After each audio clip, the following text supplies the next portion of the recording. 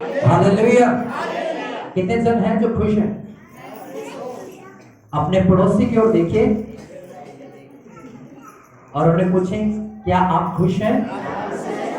और जो खुश है कहिए, हाँ मैं खुश हूं। Hallelujah, hallelujah. अपनी डाली में हाथ में पकड़े, आपकी डाली आपके पास है, उसे अपने हाथ में लीजिए और अपने पड़ोसी की ओर देखिए, कहिए, देखिए अपने पड़ोसी की ओर, कहे ये जो डालियां हैं शांति का प्रतीक है। आमीन, हालेलुया। रख दीजिए, आंख में ना मारना है।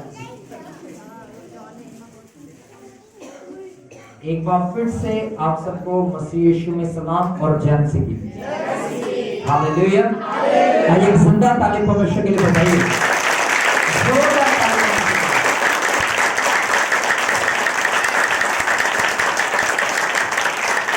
Hallelujah, hallelujah.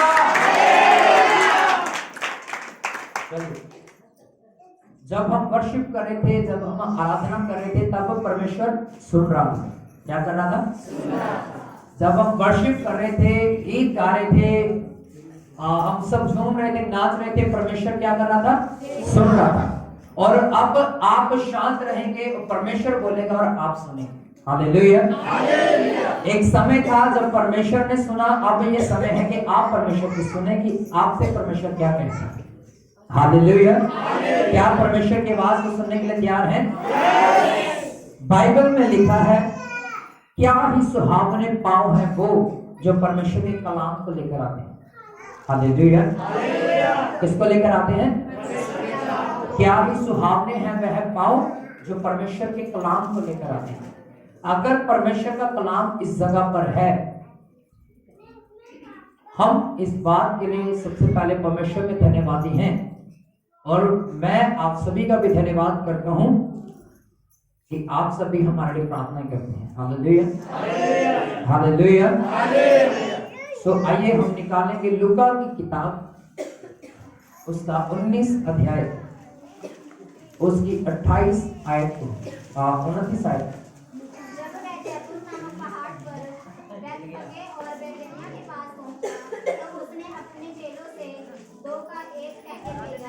सामने के गांव में जाओ और उसमें पहुंचते ही एक गदही का बच्चा जिस पर कभी कोई सवार नहीं हुआ बंधा हुआ तुम्हें मिलेगा, उसे खोल कर ले आओ। यदि कोई तुमसे पूछे कि क्यों खोलते हो तो कह देना कि प्रभु का इसका प्रयोजन है। Hallelujah, hallelujah. आपने सुना 19 अध्याय उसकी 29 आयत से लेके हमने पढ़ा है 31 तक। यहां पर लिखा, यीशु मसीह ने कहा, अपने चेलों को एक कमांड दी, एक आज्ञा दी कि जाओ उस नगर में। Hallelujah, hallelujah. 29 वचन में लिखा, जब वह जैतून नामक पहाड़ पर बैतफगे के बेतनी के पास पहुंचे तो उसने अपने चेलों में से 2 को यह कह के भेजा, सामने के गांव में जाओ, उसमें पहुंचते ही एक गदही का बच्चा जिस पर कभी कोई सवार नहीं हुआ बंधा हुआ तुम्हें मिलेगा, उसे खोल कर ले आओ। कहा कि जो सामने वाला गांव है, क्या है? सामने वाले गांव में जाओ, वहां पर गदही का बच्चा तुम्हें बंधा हुआ मिलेगा और उसको तुम खोलकर मेरे पास लेकर आओ। अगर तुम्हें कोई ये कहे कि इसे क्यों खोलते हो, तो ये कहना कि गुरु को इसका प्रयोजन है, गुरु को इसकी जरूरत है। हालेलुया, गुरु को इसकी। हालेलुया। आपको पता है परमेश्वर अपनी महिमा के लिए गधों को भी इस्तेमाल करता है। आपने सुना ध्यान से मैंने क्या कहा? अगर आप उसकी महिमा के कामों को नहीं करोगे, वो गधे से अपनी महिमा कर रहे हैं। पुराने नियम में, गिनती की किताब में एक अचंभित करने वाली बात है जो लिखी हुई। बाइबल कहती है, एक बिलाम नामक का एक व्यक्ति था जो नबी था। क्या था?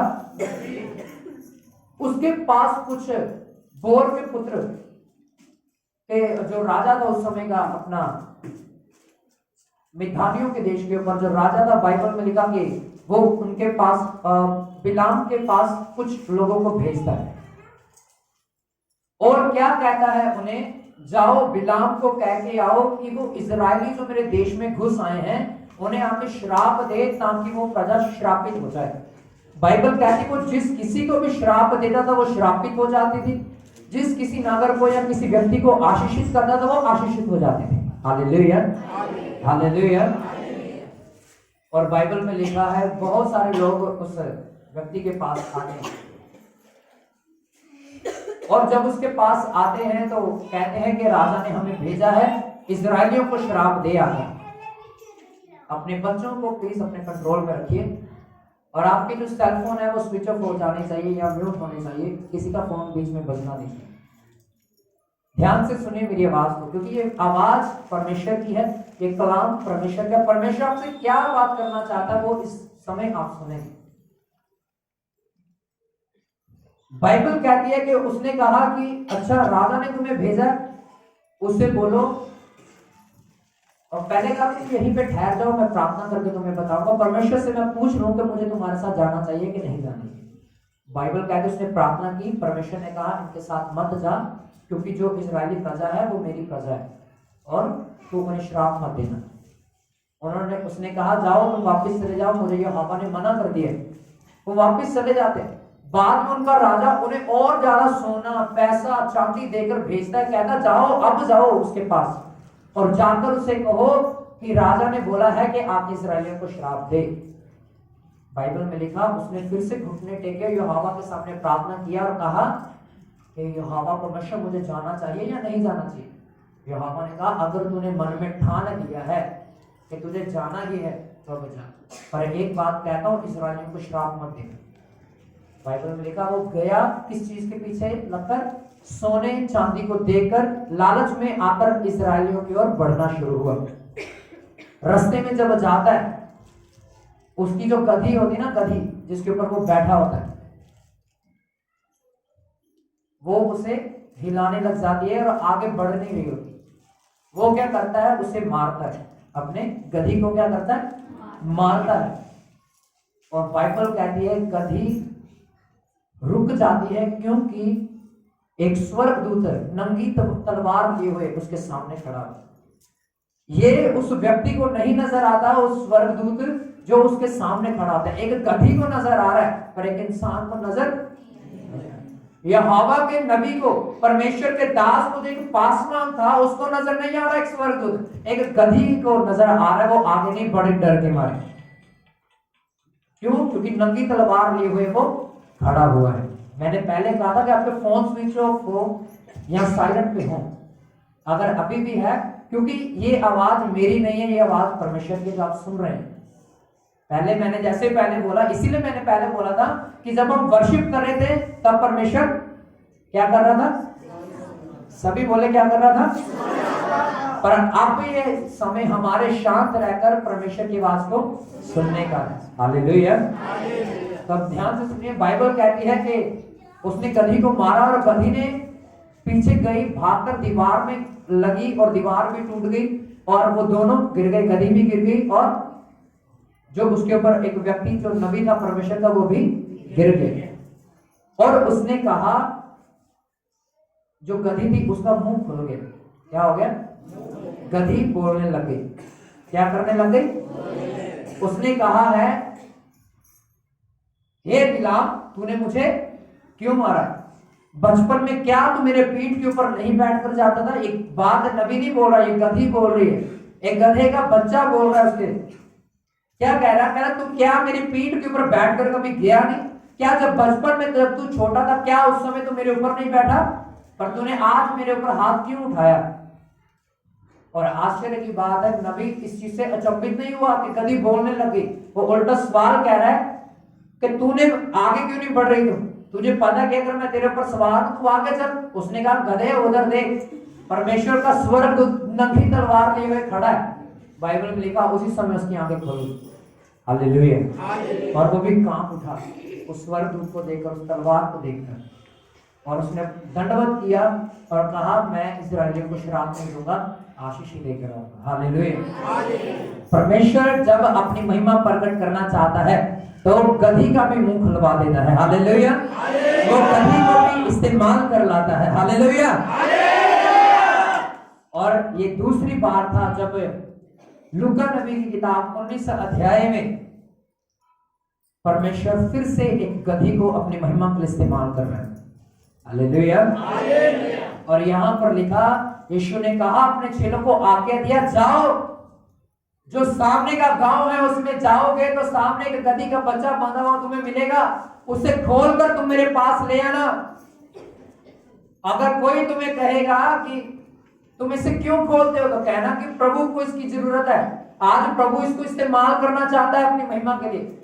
और बाइबल में लिखा 32 वचन में, जो भेजे गए थे उन्होंने जाकर जैसा यीशु ने उनसे कहा था वैसा ही किया।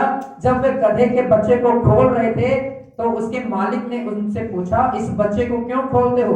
उन्होंने कहा, प्रभु को इसकी जरूरत है। वे उसको यीशु के पास ले आए, अपने कपड़े उस बच्चे पर डालकर यीशु को उन पर बैठा दिया। जब वह जा रहा था तब तो वे अपने कपड़े मार्ग में बिछाते जाते थे। हालेलुया। 34 वचन को मैं फिर से 35 को फिर से आपके लिए पढ़ रहा हूं। वे उसको यीशु के पास ले आए, अपने कपड़े उस बच्चे पर डालकर यीशु को उस पर बैठा दिया। जब वह जा रहा था तो वे अपने कपड़े मार्ग में बिछाते जाते थे। हालेलुया। हालेलुया। अब ध्यान से सुनिए, जब वो गधे के बच्चे को लेकर आते हैं, जो चेले होते हैं वो अपने वस्त्र उतारते हैं, अपने कपड़े उतार के उस गधे के ऊपर रख देते हैं और यीशु मसीह को उसके ऊपर बिठा देते हैं। क्या करते हैं? बिठा देते हैं। सबसे पहले इस बात को मैं क्लियर कर दूं कि यीशु मसीह ने उस समय रथ की सवारी नहीं की। किसकी सवारी? जबकि वो राजाओं का राजा था, उसने रथ की सवारी नहीं की। उस समय घोड़े भी बहुत थे। वो ये भी कह सकता था कि भाई सामने वाले गांव में जाओ, एक बढ़िया घोड़ा बता हुआ तुम्हें मिलेगा, उसे निकाल कर लेके आना। ऐसा तो नहीं कहा। उसने किसको चुना? गधे को। हालेलुया। गधे के बच्चे को चुना उसने अपनी महिमा के लिए। और बाइबल में लिखा, वो उसके ऊपर सवार हो गया और जैसे वो यरूशलेम में प्रवेश कर रहा था, सभी लोग उसके पास आए और सभी ने अपने वस्त्र उतार उसके पांव के नीचे बिछा दिए। हालेलुया। हालेलुया। ये नम्रता का प्रतीक है जो यीशु मसीह ने अपने आप को गधे के ऊपर बैठा दिया। किसके ऊपर बैठा दिया? यीशु मसीह ने ये दिखाया कि भाई भले तुम्हारी शान और शौकत कितनी बड़ी है, भले ही तुम कितने पैसे वाले हो, पर तुम्हें क्या बनना है? नम्र बनना है, दीन बनना है, हम्बल बनना है। हालेलुया। हालेलुया। तुम्हारा पैसा, तुम्हारी शोहरत ये मायने नहीं करती कि तुम कितने ऊंचे हो। आप जितना नीचे होंगे परमेश्वर आपको उतना ऊंचा करेगा। आमीन। हालेलुया। हालेलुया। यीशु मसीह क्या हुआ? नीचा हुआ। क्या हुआ? और परमेश्वर ने उसे अपने सिंहासन पर दोबारा से विराजमान कर दिया। आमीन। हालेलुया। हालेलुया। यीशु मसीह ने क्या कहा? जो कोई अंत तक, जान देने तक वफादार रहेगा, मैं उसको जीवन का मुकुट दूंगा और उसे स्वर्ग सिंहासनों पर बिठाऊंगा। हालेलुया। यह क्या छोटी बात है? ये छोटी बात है क्या स्वर्ग सिंहासन पर बिठाना, और वो भी अपने साथ? हालेलुया। अगर आपको मोदी कहेंगे भाई मेरे घर में आओ, मैं तुम्हें इनवाइट करता हूं, मेरे साथ बैठ के डिनर करो और जहां मैं बैठता हूं वहां तुम बैठोगे, तो आपकी खुशी का ठिकाना होगा? और मोदी ने बुलाया, आज उसकी कुर्सी में बैठे। हालेलुया। पर यीशु मसीह जो इस पृथ्वी का और स्वर्ग का मालिक है, उसने कहा कि जान देने तक अगर तुम मेरे साथ वफादार रहोगे तो मैं तुम्हें स्वर्ग मुकुट दूंगा और स्वर्ग सिंहासन पर बैठने के लिए सिंहासन दूंगा। हालेलुया। हालेलुया। अपने पड़ोसी को देखिए, उन्हें कहिए हमें स्वर्ग का सिंहासन मिलेगा, हमें स्वर्ग का सिंहासन मिलेगा। हालेलुया। हालेलुया।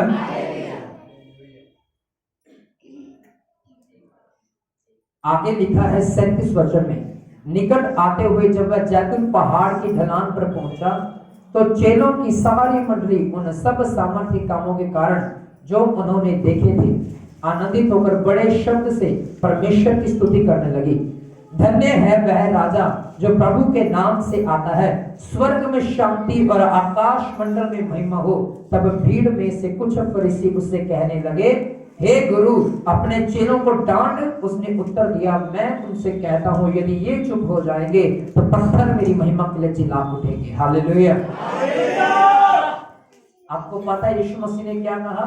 जब यीशु मसीह यरूशलेम में प्रवेश किया तो फरीसी जो यीशु मसीह के विरोधी थे, जो पखंडी थे, और वो क्या कहने लगे कि इन्हें क्या कर, इन्हें चुप करवा, क्योंकि लोग होशाना के नारे लगा रहे थे। क्या कर रहे थे?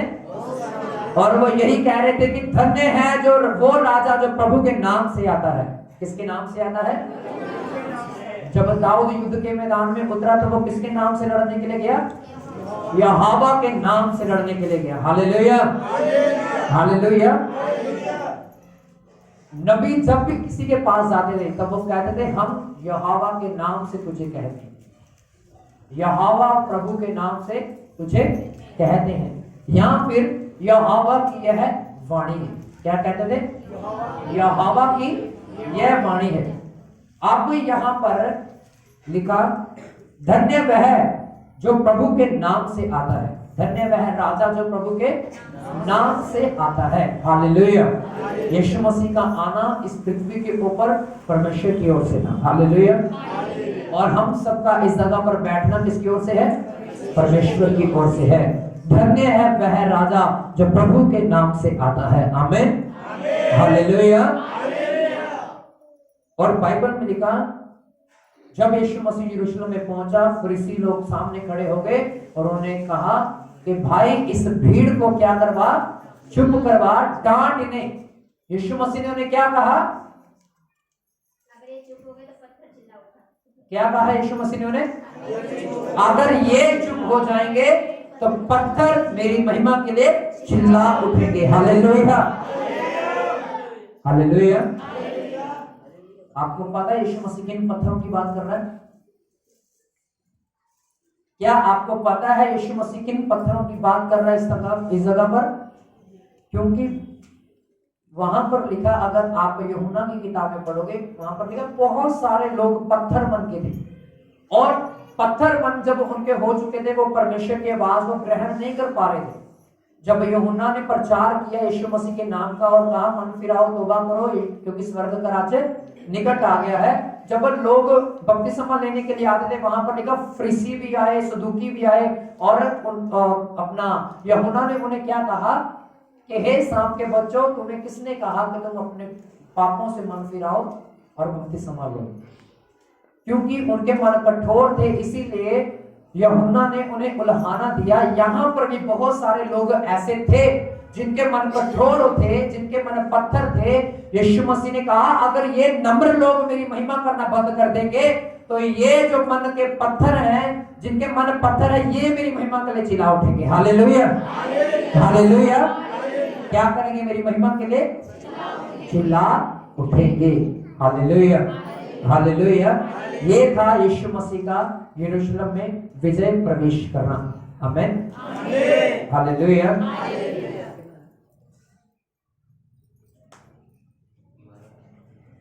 हालेलुया। ये था यरूशलेम में विजय प्रवेश करना। अपने पड़ोसी को बोलो, यीशु मसीह ने यरूशलेम में विजयी प्रवेश किया, विजयी प्रवेश किया। आमीन, हालेलुया, हालेलुया। चलिए अब हम उस टॉपिक की ओर बढ़ते हैं जो परमेश्वर हमसे कहना चाहते हैं। हम निकालेंगे यूहन्ना की किताब, उसके 12 अध्याय। आप में से कितने हैं जो बोर हो रहे हैं? बोर तो नहीं हो रहा कोई? मैंने आपको कुछ महीने पहले 4 तरह के सेवकों के बारे में बताया। कितने तरह के? 4 तरह के सेवकों के बारे में बताया था, जिसे हम बोलते हैं नौकर। क्या बोलते हैं? नौकर। 4 तरह के नौकरों के बारे में बताया था। क्या आप आपको क्या उस 4 नंबरों में से कोई 1 या 2 याद है?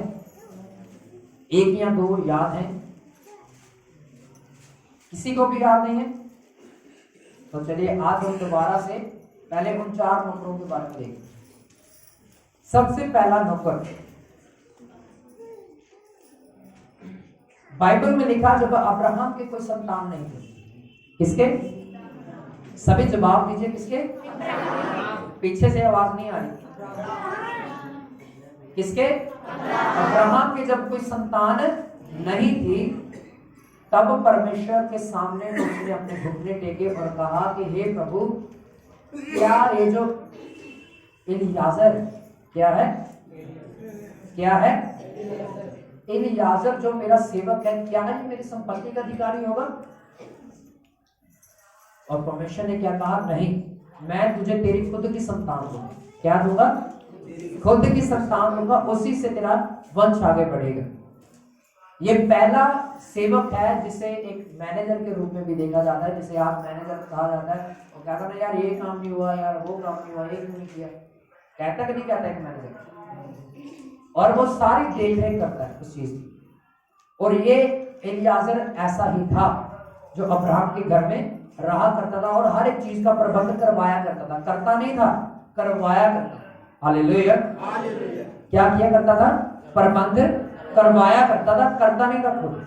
ये सिर्फ ऑर्डर देता था और जो नीचे इसके सेवक काम करते थे वही उन कामों को पूरा करते थे जिसलिए बोलता था। ये पहला सेवक है जिसे इंग्लिश में बोलते हैं मैनेजर। क्या बोलते हैं? चलिए अब हम दूसरी तरह के सेवक के बारे में देखते हैं जिसका नाम है यूसुफ। क्या नाम है? यूसुफ एक ऐसा व्यक्ति था, ऐसा लड़का था जो कुछ पैसों के लिए बेच दिया गया। किसके लिए? जिसे खरीद कर लेकर आए थे और वो अब बंधुआई में था। ये था दूसरा सेवक। क्या था ये? क्या नाम है इसका? यूसुफ, जो खरीदा हुआ था। अब तीसरा जो है वो था कैशियर, जिसे आज बोलते हैं खजांची। क्या बोलते हैं? एक ऐसा व्यक्ति भी, वो ऐसा सेवक भी होता था एक व्यक्ति के घर में जो पैसे की, सिर्फ पैसे की देखरेख करता था। किसकी? पैसे की देखरेख किया करता था। उसे बोलते थे कैशियर। क्या कहते हैं? कैशियर कहते हैं। हालेलुया। और एक और सेवक होता था, जब एक मेहमान घर में आता था, भाग के जाता था पानी लेकर और उनके पांव धुलवाता था। क्या करता था? ये कौन सा सेवक है? चौथे नंबर का। हालेलुया। क्या करता है ये सेवक? जब कोई मेहमान आता घर में तब उनके पांव धोता था, हाथ धुलवाता था और पहुंचकर अंदर लेके जाता था। हालेलुया। आपको पता है यीशु मसीह ना तो पहले वालों में से बना, ना दूसरे वाले में से बना, ना ही तीसरे वाले में से बना। यीशु मसीह कौन सा सेवक बना? चौथे नंबर पर, जो सबके पांव धुलवाता था। हालेलुया। क्या करता रहा? पांव धुलवाता था। यीशु मसीह राजाओं का राजा होने के बाद भी उसने कहां पर जन्म लिया? चरनी में। जहां पर गंदगी थी उसने वहां पर जन्म लिया और वहां पर उसने पांव धोए। जहां पर गंदगी थी, यीशु मसीह के चेले थे, यीशु मसीह के चेलों के पांव जो थे वो गंदे थे और यीशु मसीह ने पांव भी धोए और ये भी साबित किया कि भाई जैसा मैं नम्र हूं तुम भी नम्र बनो, पवित्र बनो और दीन बनो। हालेलुया। हालेलुया। सबसे पहला मैनेजर कौन सा था? सेवक कौन सा था? जो पूरे घर का प्रबंध करवाता था। दूसरा जो खरीदा हुआ था। तीसरा जो सेवक था वो था पैसे की देखरेख करने वाला। चौथा जो था वो पांव धुलवाने वाला। यीशु मसीह तीनों में से, चारों में से कौन सा सेवक बना? चौथे नंबर पर। हालेलुया। हालेलुया।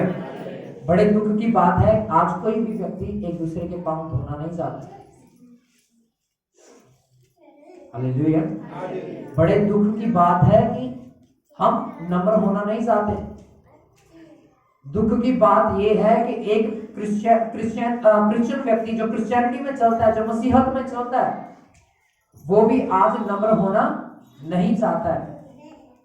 सबसे बड़ी दिक्कत है एक मसीह व्यक्ति की कि जब किसी व्यक्ति ने उसे गाली दी तो वो भी गाली के बदले गाली देना जानता है।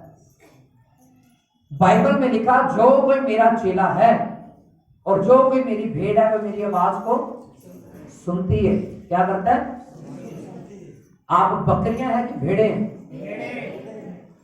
अपने पड़ोसी के कंधे पर हाथ रखें और उन्हें हिलाएं और कहो, सोना नहीं है, सुनना है। Hallelujah, hallelujah. अभी मैं देख रहा हूं कि बहुतों ने रखे नहीं, फिर से रखो और अच्छे से हिलाओ उन्हें और पूछो, नींद तो नहीं आ रही? ऐसे नहीं रहने बोलो, नींद तो नहीं आ रही? अगर आ रही है तो उसे दूर करो। Hallelujah, hallelujah. ध्यान से सुनिए, बड़े दुख की बात यह है कि आज एक व्यक्ति पांव धोना नहीं चाहता है।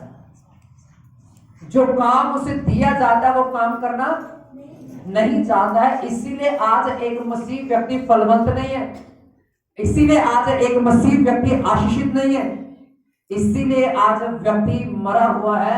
भले ही चल रहा है, भले ही कुछ भी है, बड़ी अच्छी सेहत है, पर उस अच्छी सेहत तब तक फायदा नहीं जब तक आप नम्र नहीं। Hallelujah, hallelujah. उस अच्छी सेहत का तब तक कोई फायदा नहीं है जब तक आप मन में दीन नहीं है, नम्र नहीं। क्या नहीं है? दीन नहीं है और नम्र नहीं है, तब तक आपकी अच्छी सेहत का भी फायदा नहीं है। Hallelujah, hallelujah. आज हर कोई चाहता है मुझे कैशियर बना दिया जाए,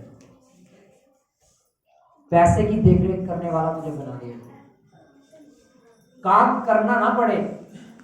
पहले नंबर वाला सेवक बनना है कि जो काम सिर्फ करवाता है, सेवा करवाना चाहता है, करना। हालेलुया। यीशु मसीह का वचन कहता है कि मैं सेवा करने आया। क्या करने? मैं सेवा करने आया, ना कि करवाने। हालेलुया। आपको पता है यीशु मसीह रात रात भर जाग कर लोगों से मिलता था, उनके लिए प्रार्थनाएं करता था, उनके लिए रोता था, आंसू बहाता था। बाइबल कहती है इस बात पे। पर दुख की बात यह है कि आज एक विश्वासी जब 9 बजे सोता तो 9 बजे उठता, 12 घंटे नींद लेता। हालेलुया। दुख की बात यह है कि जब एक व्यक्ति 12 बजे सोता है तो 9 बजे उठता। एक क्रिश्चियन व्यक्ति की मैं बात कर रहा हूं। आप कैसे कह सकते हैं कि आप यीशु मसीह की संतान हैं? आप क्यों कहते हैं कि आप यीशु मसीह के चेले हैं? बाइबल कहती है यीशु मसीह 2 बजे सोता था, 5 बजे उठकर फिर से प्रार्थना में बैठ जाता था। पर हमारा जीवन कैसा है? एक बार सो गए तो बस सोते ही रह गए। बहुतों ने नियम बना लिया कि भाई 9 बजे ही उठना है। हालेलुया। नियम बना के रखा है लोगों ने कि अगर 12 बजे सो गए तो दुनिया की कोई ताकत नहीं जो हमें 9 बजे से पहले उठा दे। Hallelujah, hallelujah. बहुत से ऐसे हैं, यहां पर भी होंगे, है कि नहीं है? एक बात मैं आपको बाइबल में से बताता हूं। एली के बारे में पता है? पिछले संडे भी प्रचार हुआ था शमूएल के बारे में, उसमें भी एली के बारे में बताया था। पता है एली? उसके 2 पुत्र थे। कितने?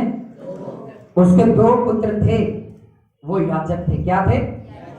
और बाइबल कहती है कि जो लोग चर्च में आया करते थे वो क्या करते थे? उनके लिए प्रार्थना तो करते नहीं थे, उल्टा जो स्त्रियां उस चर्च में आया करती थी उनके साथ कुकर्म करते थे। क्या करते थे? उनके साथ कुकर्म करते थे, फिजिकली रिलेशन उनके साथ बनाते थे, पासवान होकर भी। और बाइबल में लिखा एली को इस बात के बारे में पता था। क्या था? एली को इस बात के बारे में पता था कि उसके दोनों पुत्र पाप में है, पासवान होकर भी गलतियां कर रहे हैं। पर उसने अपने पुत्रों को हटाया नहीं। एक बार समझाया कि भाई ये गलत है, वो नहीं समझे। पर अब बारी थी एली डंडा उठा ले, और उसने डंडा नहीं उठाया। उसको पता था कि उसके दोनों पुत्र जो हैं पाप कर रहे हैं, गाली के बदले गाली दे रहे हैं। चर्च में जो लड़कियां आ रही हैं, लोग आ रहे हैं, उनके साथ व्यभिचार कर रहे हैं। जो भेंट डाली जाती थी वेदी के ऊपर, उसे खुद उठाकर घर में ले जाते थे, परमेश्वर के लिए कुछ नहीं रखते थे। उसको पता था पर उसने डांटा नहीं। आपको भी पता है कि आपके बच्चे पाप में हैं। आपको भी पता है आपके बच्चे बाथरूम करने के बहाने फोन कर रहे हैं, भाई बाथरूम में जाके ब्लू मूवीज देख रहे हैं। आपको पता है कि आपके जो बच्चे हैं वो गलतियां कर रहे हैं, आप फिर भी शांत बैठे हैं। आपको पता है कि आपके जो बच्चे हैं गलत संगति में हैं। एली को भी पता था, बाइबल में लिखा एली भी मार दिया गया, उसके दोनों पुत्र भी मार दिए गए। Chapter close. हालेलुया। और बाइबल में लिखा परमेश्वर ने कहा तेरी वंश में से कोई भी बुढ़ापे को देखने नहीं पाएगा, सभी जवानी में मर जाएंगे। एली को श्राप दिया, पता किसके द्वारा? जिसके द्वारा शमूएल हुआ था, उसी ने उसको श्राप दिया। एली ने आशीष दी थी किसको? हन्ना को क्या कहा था? इसी वर्ष तेरे एक पुत्र पैदा होगा, अगले साल उसे तो लेकर यहां पर आएगी। उसका नाम शमूएल रखा गया। और उसी शमूएल ने एली के विरुद्ध, अपने पासवान के विरुद्ध भविष्यवाणी किया कि तेरे दोनों पुत्र मार दिए जाएंगे क्योंकि तूने पाप किया है परमेश्वर की नजर में। और एली ने ये नहीं देखा कि ये मेरा पासवान है, और शमूएल ने ये नहीं देखा कि ये मेरा पास्टर है। वो डरा नहीं जब परमेश्वर की आवाज उसके यहाँ आई और उसने यहाँ से कहा सुनाई। हालेलुया। अगर आपको पता है कि आपके बच्चे पाप में हैं, तो मैं आपको बता देना चाहता हूँ वो नाश होने वाले हैं। वो खत्म हो जाएंगे कुछ ही दिनों में। उनकी आत्मिक जिंदगी मर जाएगी, उनकी फिजिकली जिंदगी खत्म हो जाएगी, तबाह हो जाएंगे आपके बच्चे और आपकी पूरी फैमिली भी, अगर आज आप अपने बच्चों को उस पाप के प्रति डांटोगे नहीं। आपको पता है आपके बच्चे कंबल ओढ़कर भाई फोन चला रहे हैं, उनका फोन क्यों नहीं छीनते आप? उनको क्यों नहीं सुनाते आप? उनको क्यों नहीं छांट रहे आप? जब तक आप नहीं करोगे आपकी आशीष आपकी जिंदगी का हिस्सा नहीं है। आपको पता है कि आपके बच्चे बाथरूम में जा रहे हैं भाई, और फोन जेब में लेके जाने का कोई मतलब ही नहीं है बाथरूम में। Hallelujah, hallelujah. अगर आपको पता है कि आपके बच्चे पाप में हैं, तो उन्हें आज से रोकें, उनके फोन छीन लीजिए। ऐसा करने से आपकी हड्डियां पुष्ट रहेंगी, आप लंबा जिएंगे। क्यों? क्योंकि आपको जो बच्चे दिए गए, बाइबल में लिखा जो बच्चे आपको दिए जाते हैं वो परमेश्वर की तरफ से एक तोहफा है, और आप उसके दिए गए तोहफे को पाप में भेज रहे हो। Hallelujah, hallelujah. आपको पता है कि आपकी लड़की फोन पे बात कर रही है, नाम ऊपर सेव करके रखा है कि फॉर एग्जांपल मेरा नाम है, ऊपर नाम लिखा पास्टर राजे, और अंदर फोन के पीछे कोई और ही है।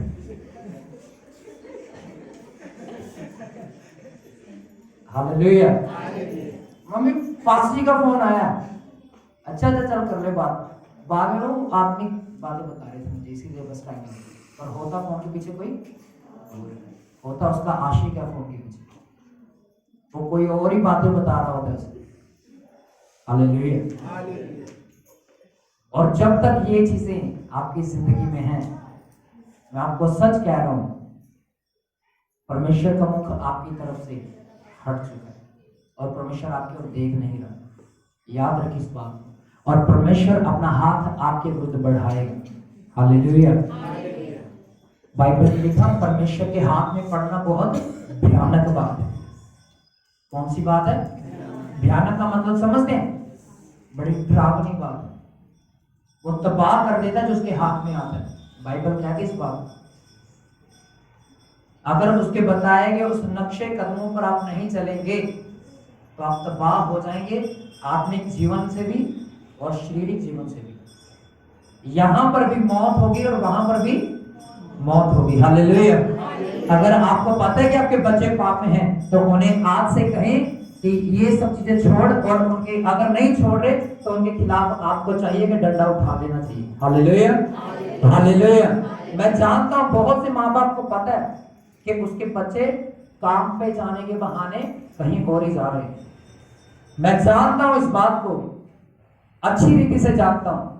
Hallelujah, hallelujah.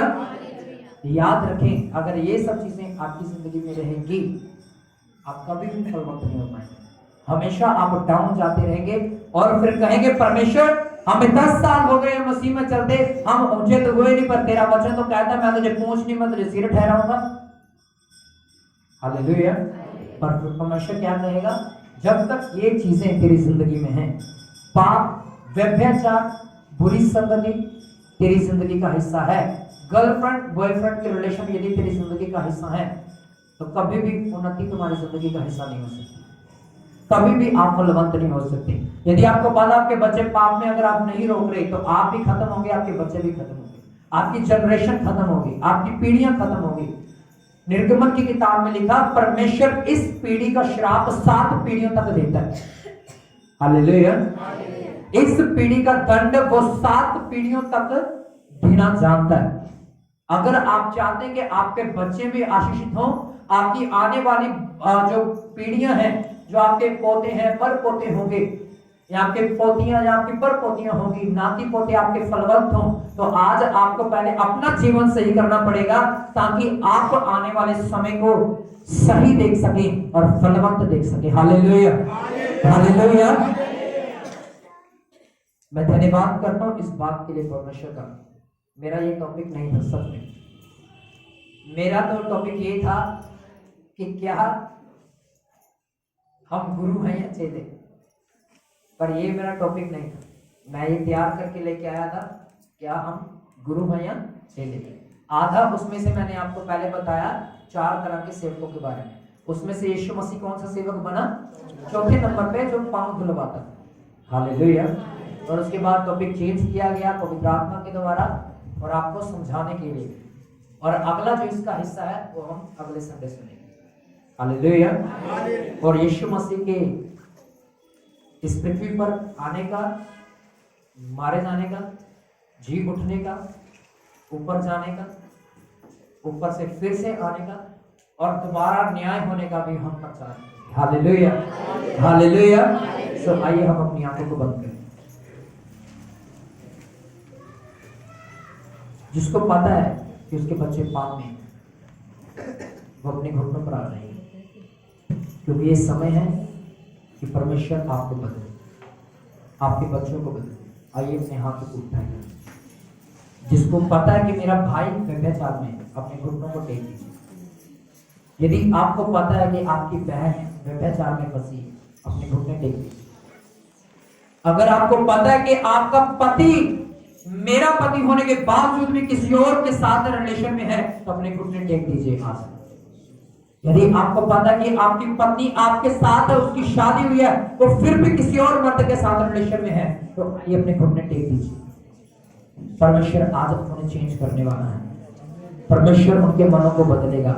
अपने हाथों को उठाओ, अपने हाथों को उठाकर अपने मुंह को खोल के प्रार्थना करो और कहो, यीशु मसीह आज मैं प्रार्थना करता हूँ मेरे बच्चों का जीवन बदल जाए, मेरे बच्चों का जीवन बदल जाए, मेरे बच्चों की जिंदगी में तेरे पवित्र आत्मा की सामर्थ उतराए। आइए अपने हाथों को उठाएं और प्रार्थना करें।